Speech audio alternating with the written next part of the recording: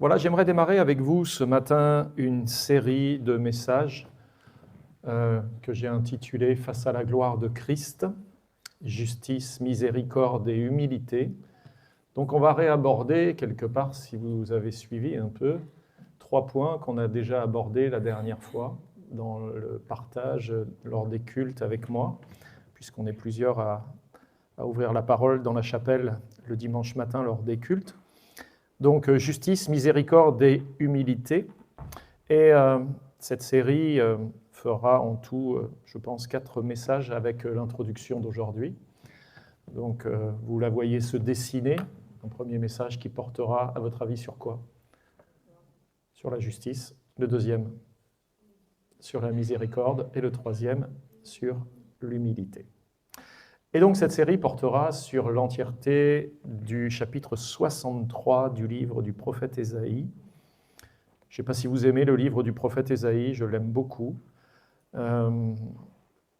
C'est comme Jérémie, ce sont des livres qui, dans la Bible, attirent beaucoup mon cœur et mon intérêt. Donc c'est une joie pour moi de pouvoir le partager avec vous, en tout cas ce que j'ai pu ressortir des méditations concernant ce chapitre 63. J'aimerais le lire avec vous, si vous le voulez bien. Donc, on va lire ensemble tout le chapitre 63. Comme ça, au moins, on l'aura lu une fois tous ensemble. Et puis, on reviendra bout par bout, au fur et à mesure, sur l'entièreté de ce chapitre. Je vous invite à ouvrir avec moi dans vos Bibles Ésaïe 63, verset 1er. Qui est celui qui vient d'Édom, de Botsra, en vêtements rouges, en habit éclatant, et se redressant avec fierté dans la plénitude de sa force. C'est moi qui ai promis le salut, qui ai le pouvoir de délivrer. Pourquoi tes habits sont-ils rouges, et tes vêtements comme les vêtements de celui qui foule la cuve? La réponse est donnée. J'ai été seul à fouler au pressoir, et nul homme d'entre les peuples n'était avec moi. Je les ai foulés dans ma colère, je les ai écrasés dans ma fureur. Leur sang a jailli sur mes vêtements, et j'ai souillé tous mes habits. Car un jour de vengeance était dans mon cœur, et l'année de mes rachetés est venue. Je regardais, personne pour m'aider. J'étais étonné, personne pour me soutenir. Alors mon bras m'a été en aide, et ma fureur m'a servi d'appui. J'ai foulé les peuples dans ma colère, je les ai rendus ivres dans ma fureur, et j'ai répandu leur sang sur la terre.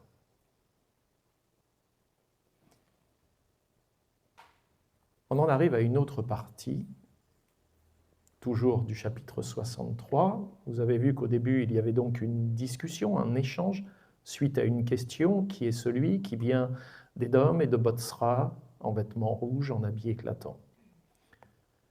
Et celui qui pose la question, on arrive à un moment où il va se mettre à prier. « Je publierai les grâces de l'Éternel, les louanges de l'Éternel, d'après tout ce que l'Éternel a fait pour nous.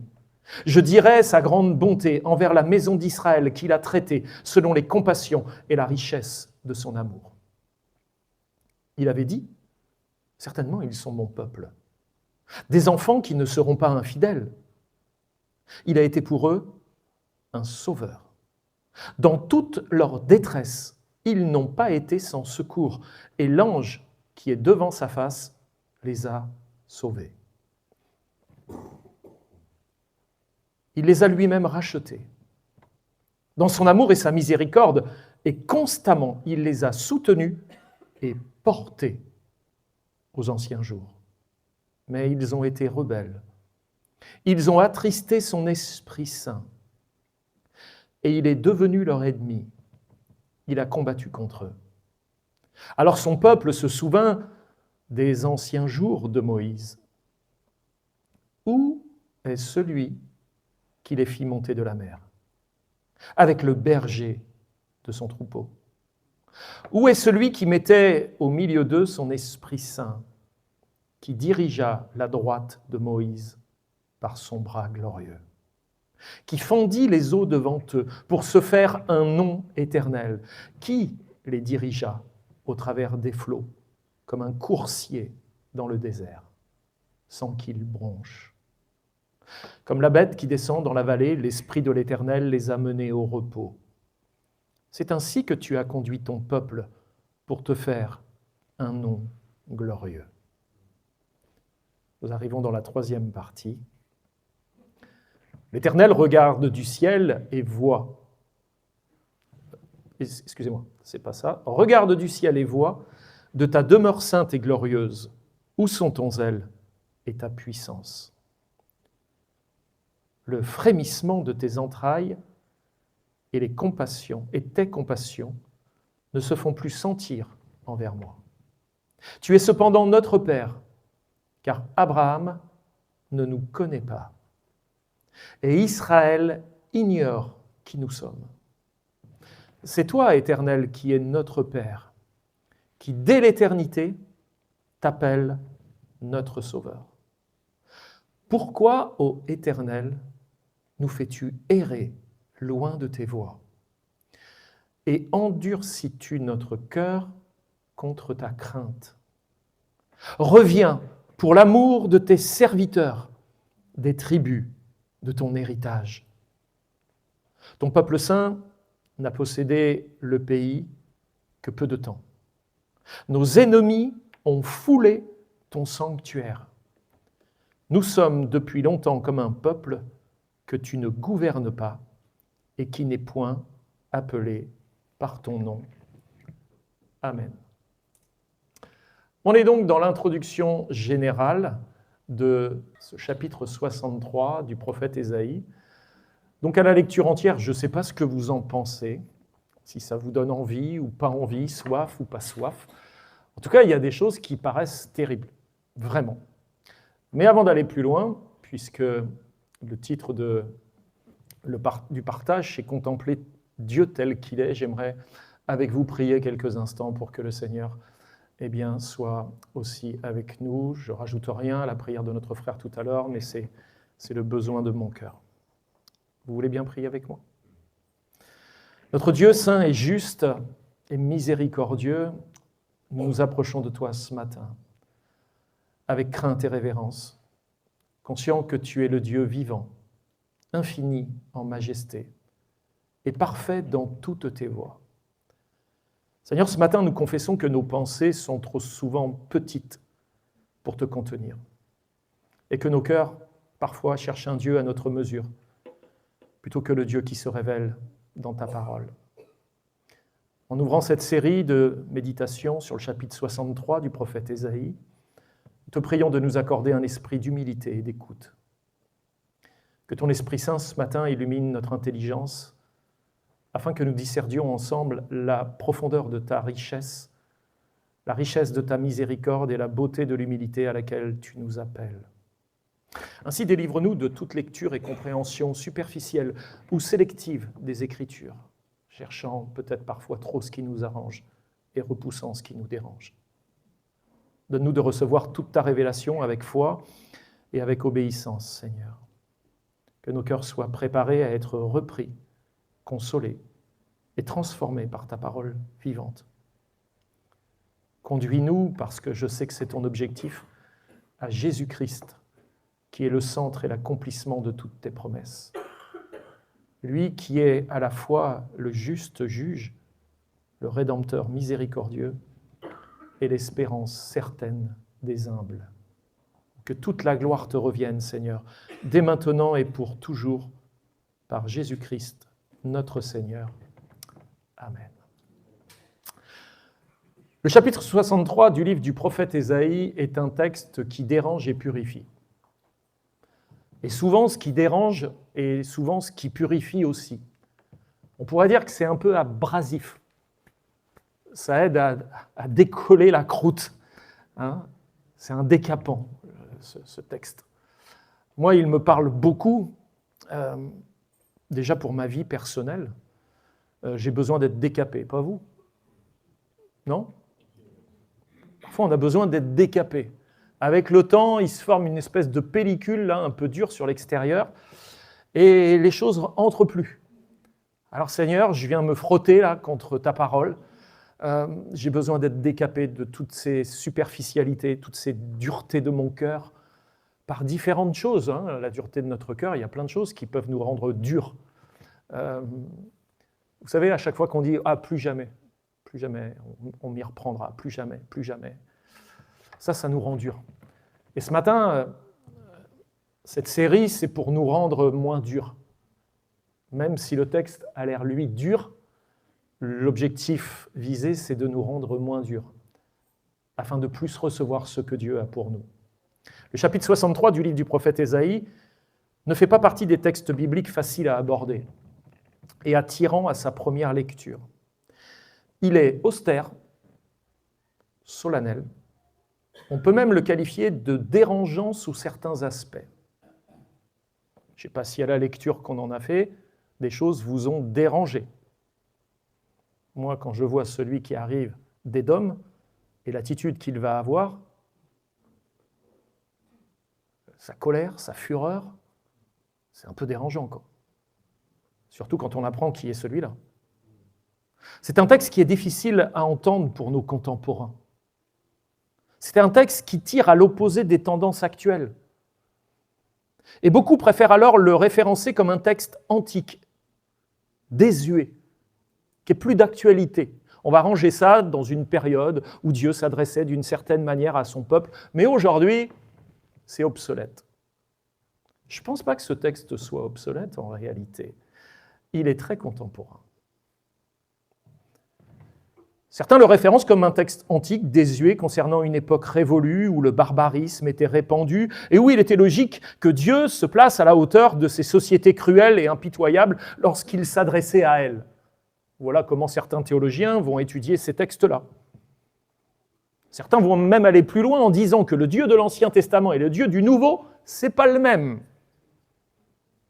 Le Dieu de l'Ancien, c'est un démiurge, un Dieu vengeur, et celui du Nouveau, c'est un Dieu d'amour. Mais moi, j'ai appris qu'il y a un seul Dieu, il n'y en a pas deux. C'est le même Dieu. Pourtant, on a l'impression que c'est deux personnes. En tout cas, son attitude, ce qu'il dit, n'a pas l'air de correspondre. Comment Dieu peut-il être aussi dur parfois et autant amour ? Comment on peut concilier ça ? En tout cas, nous, on a du mal parfois. Moi, j'ai du mal à concilier Dieu sous les différentes facettes dont il se révèle à nous. En effet, Ésaïe 63 met sous nos yeux un Dieu que notre époque préférerait souvent ignorer. J'espère pas prendre un mot que vous ne connaissez pas, mais que la cancel culture n'hésiterait pas à censurer, à effacer. La cancel culture, c'est la culture de l'effacement. Vous savez, cette nouvelle philosophie, il faut effacer tout ce qui nous dérange. On jette des manuels, on jette des livres, on enlève des statuts, on déboulonne des statuts, on enlève tout ce qui nous renvoie à un passé dont on aurait honte et dont on ne veut plus se remémorer. Et on pense que d'effacer, ça va régler le problème. Ça règle aucun problème. Tu peux avoir eu un problème dans ta vie avec tes parents, avoir une photo de tes parents sur le mur de la salle à manger, c'est pas en enlevant la photo que le problème dans ton cœur va être résolu, n'est-ce pas ? Ça ne sert à rien. La cancel culture n'hésiterait pas à effacer ce Dieu de l'Ancien Testament, un Dieu qui juge. La société actuelle, qui es-tu, toi, pour me juger ? Un Dieu qui juge. Un Dieu qui se souvient. D'ailleurs, peut-être un peu trop, nous les évangéliques, on a prêché un Dieu qui devient amnésique avec la grâce. Voir un Dieu, il aurait Alzheimer, quoi. Il ne chope plus rien, là. Il a tout oublié. Avec la croix, il a tout oublié. Je ne suis pas sûr. Je ne suis pas sûr que Dieu devienne amnésique. Je pense qu'il se souvient de tout, mais il a choisi de pardonner, ce qui est complètement différent. Un Dieu qui semble attendre l'humiliation de son peuple. C'est un mot fort, non ? Pas l'humilité, l'humiliation. Ésaïe 63 ne cherche pas à rassurer superficiellement. Il cherche à révéler fidèlement. C'est pour ça que je dis que ce texte est décapant. Parce que son but, ce n'est pas de mettre un emplâtre, vous savez, sur un mal, mais c'est de dire les choses telles qu'elles sont. Et c'est précisément pour cette raison que ce chapitre est pour moi spirituellement indispensable pour nous. Il agit en réalité comme un feu purificateur sur nos représentations de Dieu, sur la manière dont nous avons l'habitude de nous représenter Dieu. Si je donnais un papier à chacun et que je vous disais, écris sur un papier ce que Dieu représente pour toi en un mot, je ne suis pas sûr qu'on aurait le même mot sur cette feuille. Certains diraient sainteté, d'autres diraient un papa, peut-être d'autres diraient un doudou. Je ne sais pas ce que tu écrirais sur ce papier, mais on voit qu'on n'a pas tous la même représentation de Dieu. Et sincèrement, je serais étonné qu'un seul de vous écrive un juge. Mais est-il un juge, notre Dieu? Eh oui. Mais ça, là, on préfère pas trop y penser. C'est une facette de sa personne qui n'est pas très attirante en soi. Ce chapitre 63 arrache les masques, corrige les caricatures et nous oblige à reconsidérer ce que signifie réellement connaître le Dieu vivant. En réalité, il y a deux manières d'aborder les Écritures. La première, en les adaptant à notre mentalité et culture actuelle. Est-ce que vous pensez que c'est la bonne? La deuxième, en nous adaptant à elle malgré tous nos présupposés. Est-ce que vous pensez que c'est la bonne? Ça va, c'est pas trop dur à répondre. Vous barrez la première, vous gardez la deuxième. Un certain Jean Calvin, je ne sais pas si vous le connaissez, a écrit « Il n'y a pas de connaissance véritable de Dieu sans une sainte crainte de Dieu. » Pas une peur, une crainte, un respect. Il n'y a pas de sainte crainte de Dieu sans une juste compréhension de sa majesté. On ne peut pas craindre Dieu tel que Dieu souhaite que nous puissions le craindre et le respecter si on ne connaît pas sa majesté. Parfois, on a fait de Dieu, oui, ce doudou, ce pote, cet ami. Pratiquement, on lui tape dans le dos. Mais Dieu, c'est tout sauf ça. Parfois, il y a un peu trop de familiarité entre nous et Dieu. Je le dis, hein, un peu trop de familiarité. Ésaïe 63 nous place directement devant sa majesté. Et il ne nous laisse ni neutres ni spectateurs, parce que ce texte, en réalité, nous convoque. Vous avez déjà reçu des convocations? Vous faites la différence entre une convocation et une invitation? C'est quoi la différence?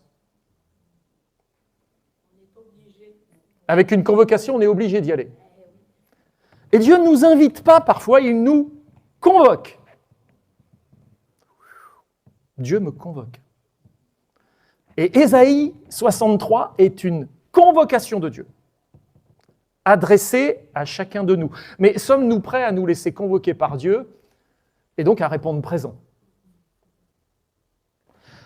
Le contexte historique est celui d'un peuple privilégié, mais infidèle. Le fait d'être privilégié ne garantit pas la fidélité. Est-ce que nous, les chrétiens, nous sommes un peuple privilégié? Oui. Nous sommes les directs bénéficiaires de la grâce. Ça, c'est un sacré privilège, croyez-moi. Mais sommes-nous un peuple fidèle? Pour comprendre Ésaïe 63, il faut se souvenir de la situation spirituelle du peuple d'Israël au moment de sa rédaction. En réalité, Ésaïe prophétise à une époque où le peuple de l'Alliance vit une contradiction profonde. C'est quoi cette contradiction profonde? Il possède les promesses, mais méprise la sainteté.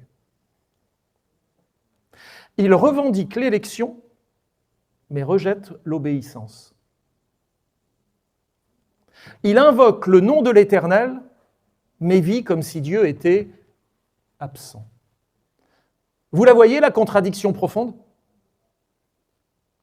Ils ont les promesses, mais méprisent la sainteté, comme si les deux n'allaient pas ensemble. Ils revendiquent l'élection, mais rejettent l'obéissance, comme si les deux n'allaient pas ensemble. Ils invoquent le nom de l'Éternel, mais vivent comme si Dieu n'était pas là. L'Éternel voit-il ce que nous faisons ? Il pense que Dieu ne voit pas. Et en fait, cette tension-là, elle traverse tout le livre du prophète Ésaïe. Vous savez, c'est un peu comme le livre de Jérémie, pour ceux qui viennent le mardi soir et à la réunion de prière, quand on aborde le livre du prophète Jérémie. Moi, je vois qu'il y a des malaises, des fois, dans ceux qui sont là, les auditeurs, parce qu'ils se disent « Waouh, c'est grave, quoi. » Ouais, c'est grave. Et là, il y a une tension qui traverse tout le livre du prophète Ésaïe, comme ça traverse le livre du prophète Jérémie, vécu d'une autre manière, parce que c'est deux hommes différents qui écrivent sous l'impulsion de l'esprit, sous la direction de l'esprit. Mais on a la même tension. Dès le chapitre 1er, Dieu accuse son peuple. C'est fort. Ésaïe, chapitre 1er, verset 2, regardez. « J'ai nourri et élevé des enfants, mais ils se sont révoltés contre moi. » Ça vous fait quoi, vous les mamans qui avez nourri et élevé des enfants ? Vous vous êtes levés la nuit, des fois vous avez veillé des heures et des heures parce qu'ils étaient malades, ils avaient le nez bouché, ils n'étaient pas bien ces petits bambins. Et puis ils chopent 18 ans, et là, et des fois ils n'attendent pas 18 ans, mais là ils entrent dans une espèce de rébellion, de révolte.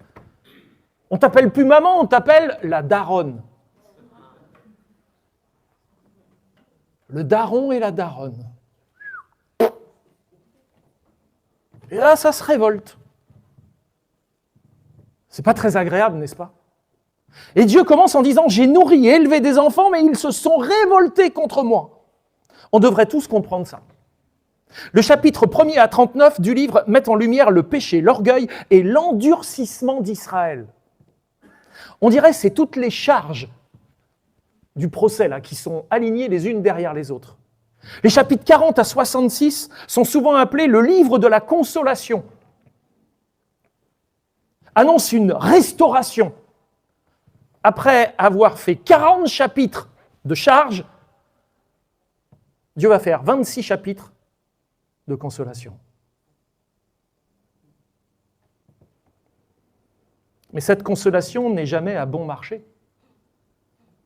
Et quand on lit ces 26 chapitres, on se dit « Ok, il y a de la consolation, mais ce n'est pas n'importe quelle consolation. Ce n'est pas une consolation dite donnée comme ça. Elle est précédée par l'humiliation, la discipline et la purification. Oh ah, ça, c'est des mots, c'est compliqué. Humiliation, discipline, purification. Le théologien Louis Berkhoff souligne cette dynamique. Dieu ne console jamais un peuple sans d'abord l'amener à la conscience de sa culpabilité.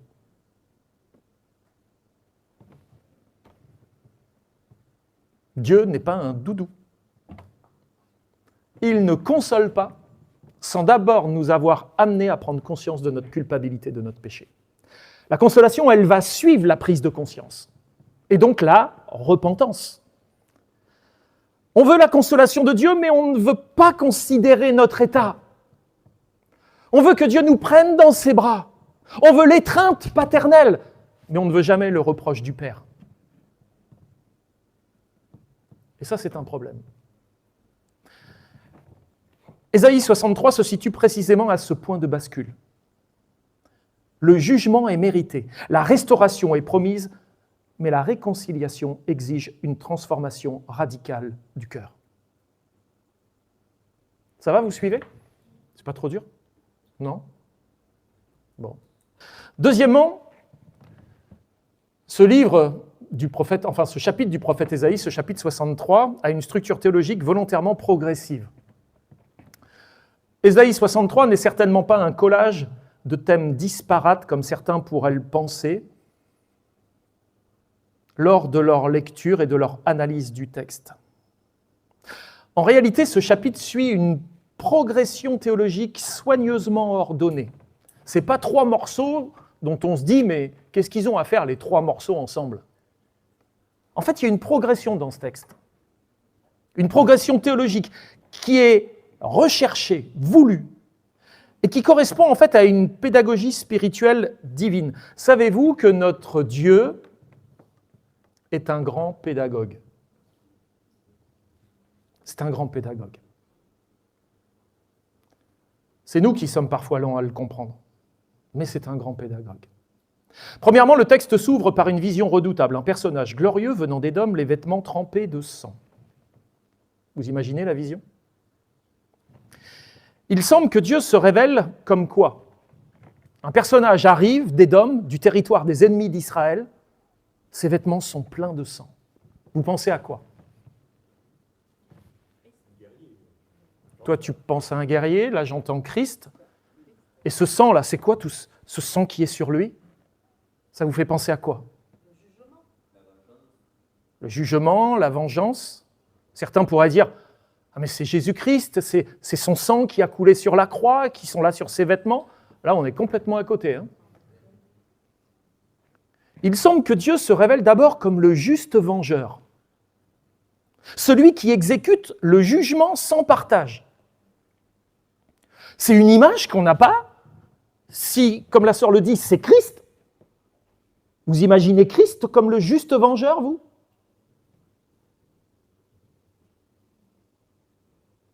Est-ce que dans votre cœur, vous avez une caricature du Christ? Christ est-il le juste vengeur? Deuxièmement, le prophète se tourne vers le passé et rappelle les bontés de Dieu envers son peuple, du verset 7 au verset 14. La mémoire devient un acte de foi.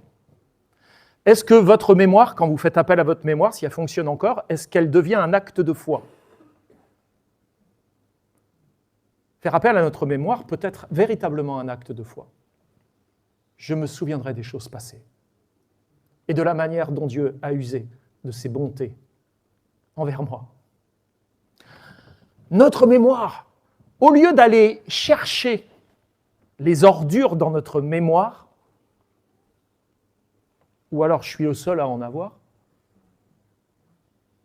notre mémoire peut devenir un vrai dépotoir, une décharge. Et certains sont devenus des spécialistes pour retourner dans leur mémoire, chercher les ordures du passé, histoire de les réactualiser dans le présent. Mais si on aborde notre mémoire avec foi, on va en faire ressortir quoi? Les bénédictions, les grâces, la sainteté divine, sa justice, tout ce que Dieu a été pour nous. Ô combien de grâce! Il est bon parfois de se souvenir des choses du passé, quand c'est pour en faire remonter la manière dont Dieu nous a aimés. La mémoire devient un acte de foi. Un autre point est que la justice ne nie pas la miséricorde. Je ne sais pas si vous avez un problème entre justice et miséricorde.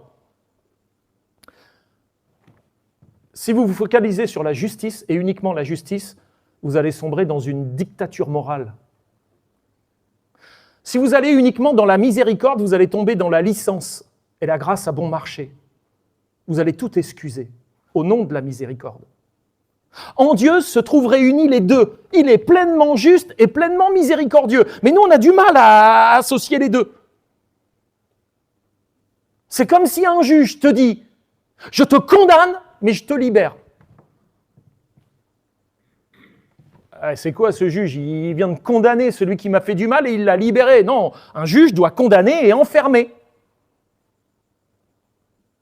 Mais on a en Dieu un juge qui condamne et qui semble libérer, faire miséricorde aux coupables.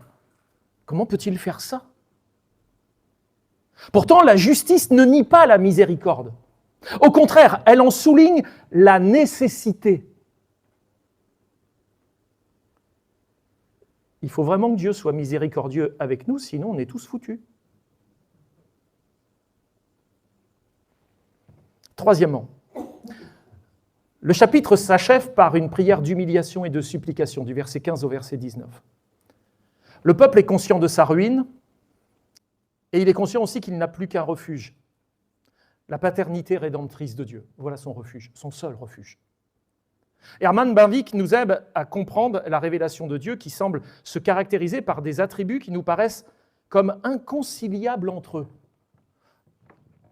Quand on commence à étudier les attributs de Dieu, on se dit, mais ça ne va pas ensemble. On a l'impression que c'est des choses qui ne peuvent pas se marier entre elles, qui ne peuvent pas se conjuguer entre elles. C'est comme si on se dirait, l'alliage ne peut pas prendre entre ces deux choses. Herman Bavinck écrit que la révélation biblique n'oppose jamais les attributs de Dieu, elle les fait apparaître successivement afin de conduire l'homme à la foi véritable. Mais moi, la question c'est, comment concilier une justice parfaite et une miséricorde infinie ?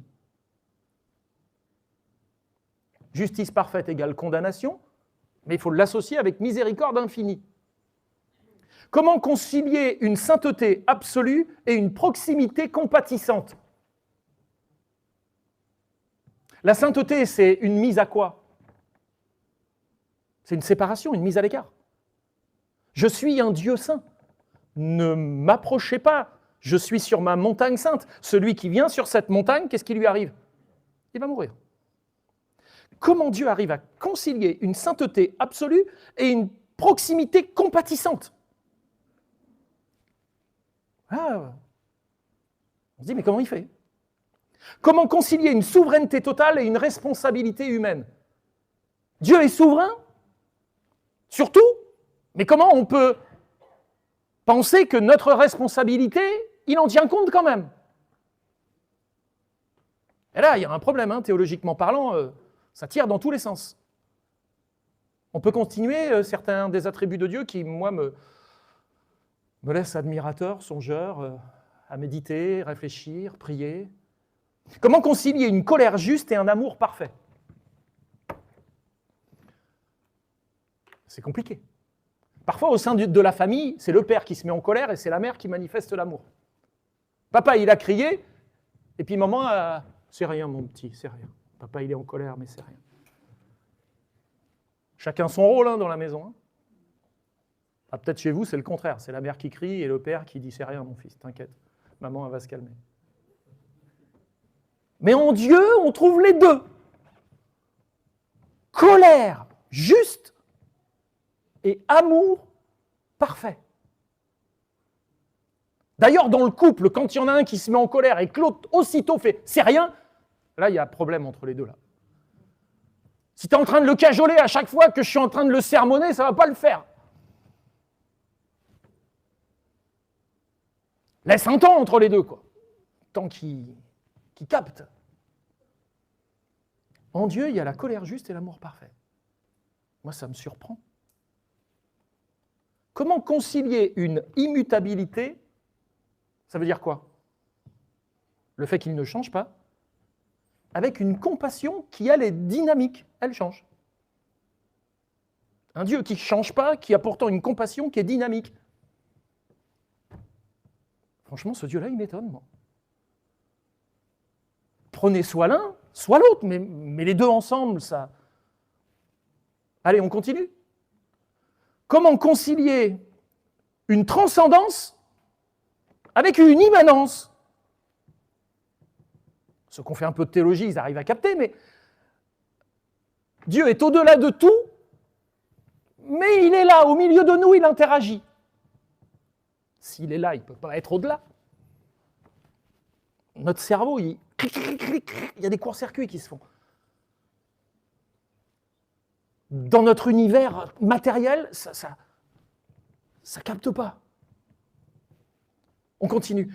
Comment concilier une toute-puissance avec une douceur patiente ? Moi, donnez-moi la toute-puissance, vous verrez que je vais perdre ma douceur.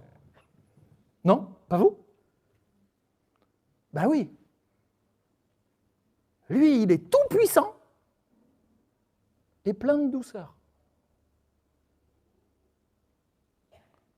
Sa main tenait l'immensité de la création à l'intérieur de sa main.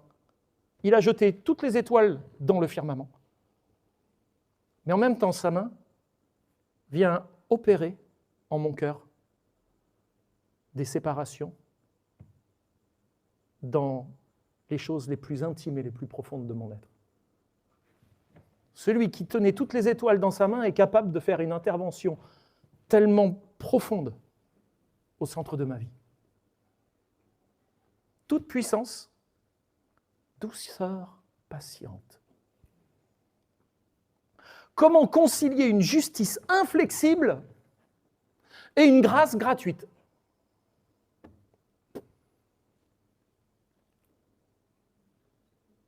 Nous, on se dit, si le juge fait grâce, il est en train de bafouer sa justice. La justice doit condamner. Elle ne doit pas gracier. Pourtant, Dieu arrive à concilier une justice inflexible et une grâce gratuite.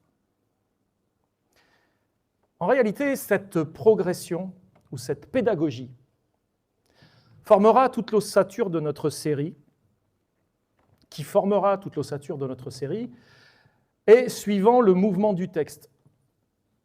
Le premier sermon, on parlera de la justice de Dieu, le deuxième, de sa miséricorde, et le troisième, de l'humilité.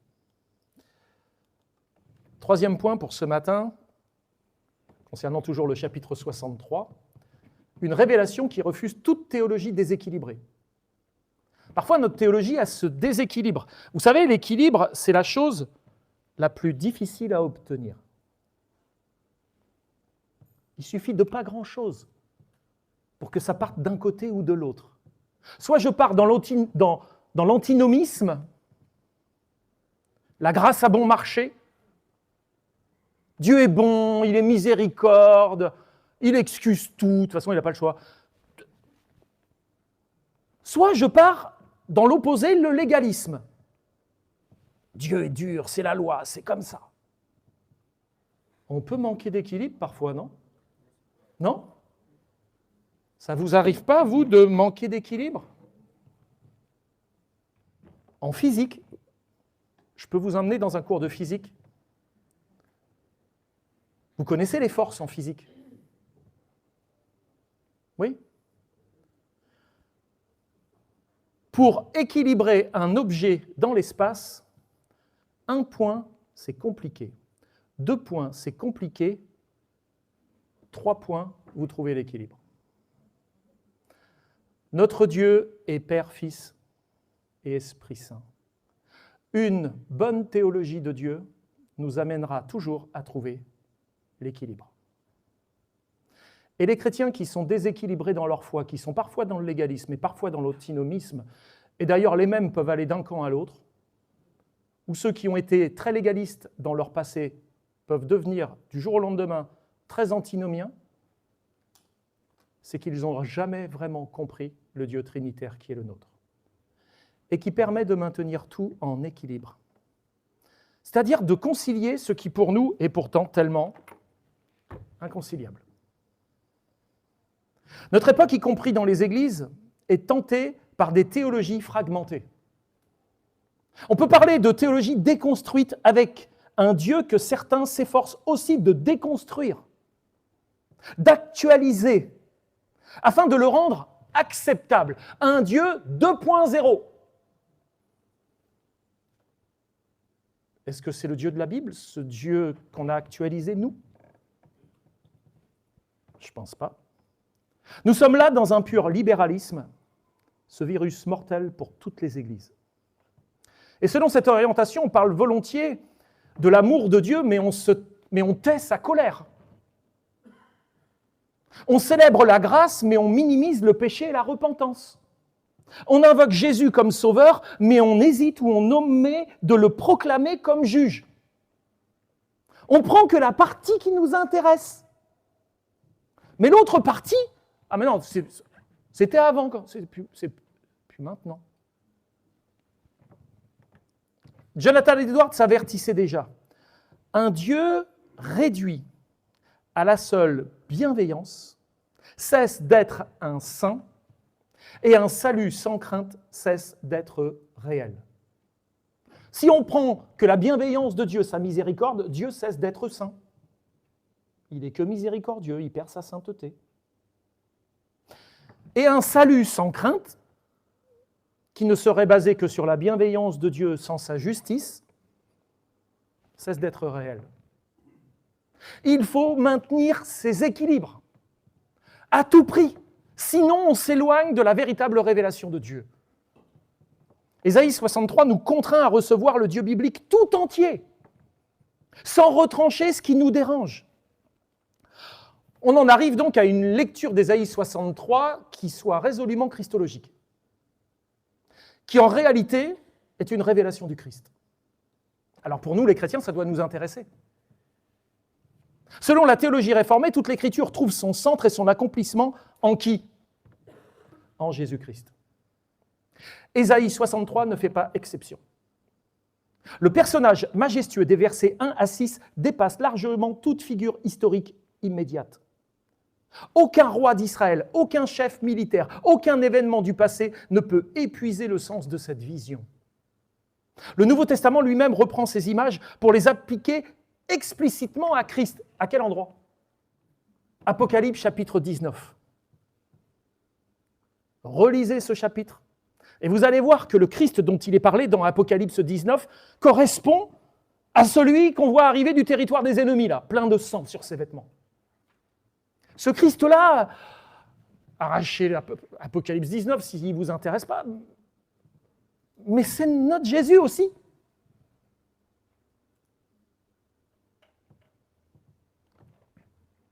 Jean Calvin écrira « Là où les prophètes décrivent le jugement final de Dieu, ils nous conduisent nécessairement à la personne du Christ. »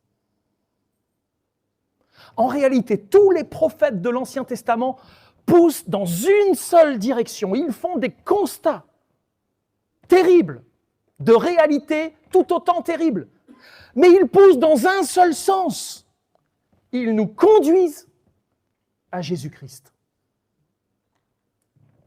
De même, la miséricorde, rappelée au versets 7 à 14, trouve sa pleine expression dans l'œuvre rédemptrice de la croix.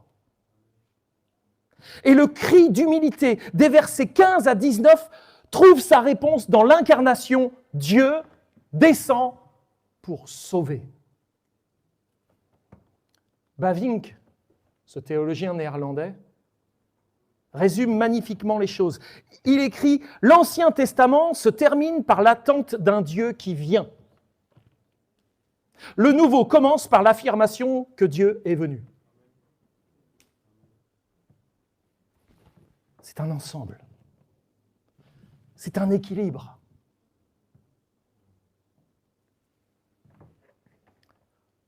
On en arrive au 5e point ce matin, une pédagogie spirituelle pour l'Église d'aujourd'hui. Ésaïe 63 est une pédagogie pour l'Église d'aujourd'hui. Ce n'est pas seulement un texte pour l'ancien Israël, c'est une parole vivante pour l'Église contemporaine, c'est-à-dire pour nous. Il révèle 3 besoins fondamentaux de toute communauté croyante. Le premier, retrouver une juste crainte de Dieu si nous l'avons quelque peu perdue, ou nous nous en sommes un peu éloignés. Parce que là où la crainte disparaît, la foi devient légère et superficielle, voire même elle risque d'apostasier. Ceux qui disent « Ah mais moi, je n'ai pas du tout envie d'être dans une relation avec Dieu dans la crainte, moi je veux être qu'en relation d'amour avec lui. » Mais l'amour sans le respect, ça mène où ? Deuxièmement, un autre besoin fondamental de toute communauté croyante, se souvenir des œuvres de Dieu. L'oubli spirituel conduit à quoi ? À l'ingratitude et à l'infidélité. Enfin, troisièmement, apprendre à s'humilier réellement.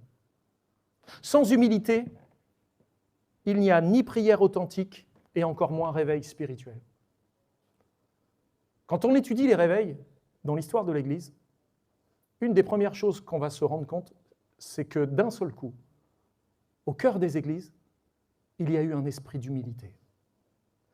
Moi, j'aime beaucoup les prières dans la chapelle, parce que je vois qu'il y en a beaucoup qui n'hésitent pas à confesser leurs péchés, leurs manques, leurs errances. Continuons dans cette logique-là. Continuons. C'est la preuve que nous sommes des hommes et des femmes qui vivons dans l'humilité. Et l'humilité, c'est la confession qu'on a besoin de Dieu. Et ça, c'est la première chose pour qu'il se passe de grandes choses en un lieu, que l'activité de Dieu se fasse, quand Dieu trouve des cœurs humbles. C'est là où Dieu commence à se manifester. C'est là où on peut s'attendre à ce que Dieu fasse des choses, au-delà de nos propres personnes même parfois. Je pense que vous ne venez pas à la chapelle juste pour satisfaire vos propres personnes, mais que dans vos têtes, dans vos prières et dans vos cœurs, vous pensez à des gens que vous aimeriez voir assis à côté de vous, qui ne sont peut-être pas encore là. Ça passe par l'humilité. Ça passe par l'humilité.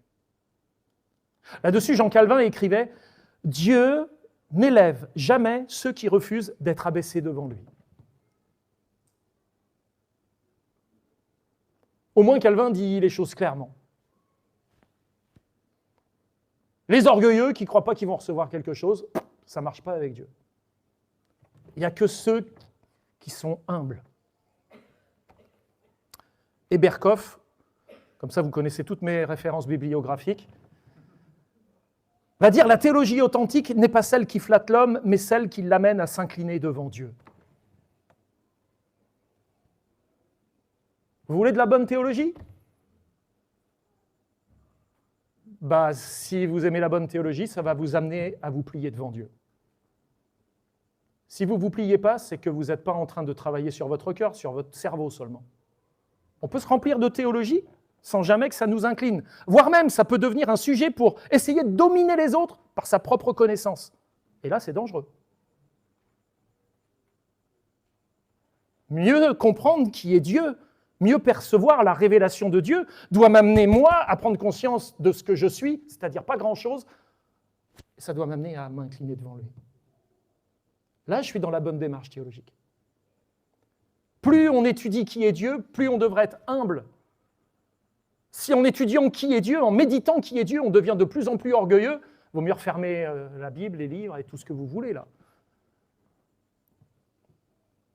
Pour conclure, prendre le risque d'étudier Ésaïe 63 parce que c'est un risque à prendre. C'est accepter d'être confronté, d'être repris, puis révélé. Révélé sur ce que nous sommes. C'est entendre la voix du Dieu juste qui juge le péché, du Dieu miséricordieux qui rachète, et du Dieu fidèle qui attend l'humilité de son peuple. Et donc cette série nous appellera à regarder à Christ comme étant le juge redoutable, comme rédempteur compatissant. Ah, ça, celui-là, on le connaît bien.